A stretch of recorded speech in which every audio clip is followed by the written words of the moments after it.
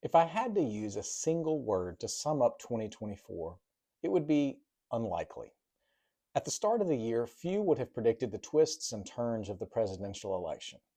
Biden's debate performance and subsequent decision not to run, Trump's attempted assassination, the red wave sweeping the election, etc. Equally as unlikely, though, was the stock market's amazing year.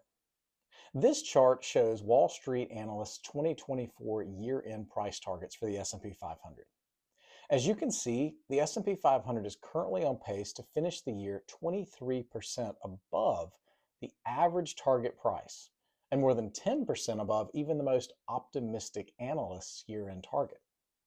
The stock market's performance this year is all the more unlikely given that interest rates remained relatively higher than expected. Rate cuts were expected to begin in the spring of 2024 but didn't actually occur until September. The consensus view going into the year was that rates would decline to somewhere around 4% by the end of the year and 3.5% by the end of 2025. Rates are expected to finish the year about 0.5% higher than that consensus estimate. We entered 2024 carefully watching to see if corporate earnings would slow down and if the Goldilocks economy would sputter. However, inflation remained subdued. The unemployment rate, which was already low, remained low, and consumers happily spent money throughout the year.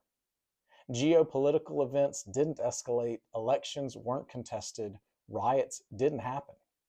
In other words, the Goldilocks environment that we've been in since the start of the year remained in place throughout the entire year, a scenario that seemed pretty unlikely 12 months ago. So what about 2025? The stock market's impressive performance in 2024 can be broken into two components: increased corporate profits, which were about 9.5% in 2024, and an increase of investors' willingness to pay for those earnings from the previous year. In fact, the PE ratio grew by 16.5% this year. That's the price investors were willing to pay per dollar of earnings. Stocks don't rise and fall solely due to increases in corporate profits. Stock prices change daily due to changing expectations about the economy, the political environment, company performance, consumer spending, geopolitical events, a litany of other considerations. Those changes in expectations lead to price changes in the stocks in the short term. There is a ratio that we use to measure the price that investors pay relative to a dollar of corporate earnings. This ratio is known as the price to earnings ratio, or the PE ratio.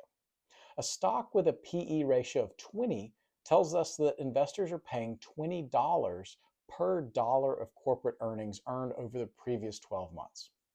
The current PE ratio of the S&P 500 is approximately 26.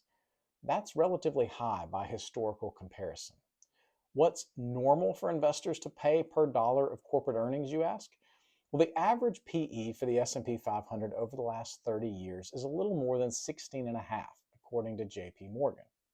If corporate earnings remain unchanged and the PE ratio reverts to quote-unquote normal in 2025, that would mean that the S&P 500 would decline by approximately 35%. Thankfully, we think that's a very unlikely scenario. Analysts expect corporate earnings growth to be more than 10% in 2025. The unknown input, however, is what investors will be willing to pay for those earnings. Assuming some reversion to the mean, it's feasible that the PE ratio could decrease and create annual performance similar to what we saw in the 1991 to 1993 range on this chart, or maybe the 2004 to 2006 timeframe. In both of those instances, corporate earnings were relatively strong, but investors, for whatever reason, began paying fewer dollars per dollar of earnings. Should 2025 follow the same path, the stock market returns would be muted but tolerable. A more optimistic comparison could be 1999, a year in which corporate earnings were strong and the PE ratio remained high by historical standards, despite being relatively elevated coming into the year. If investor optimism persists throughout the year and the PE ratio remains elevated, then the stock market could still provide some pretty appealing returns in 2025. As always, we sincerely appreciate your continued confidence and trust. Please feel free to reach out to us with any questions or concerns about your portfolio. We wish you all a very Merry Christmas and a very fruitful 2025. Thanks.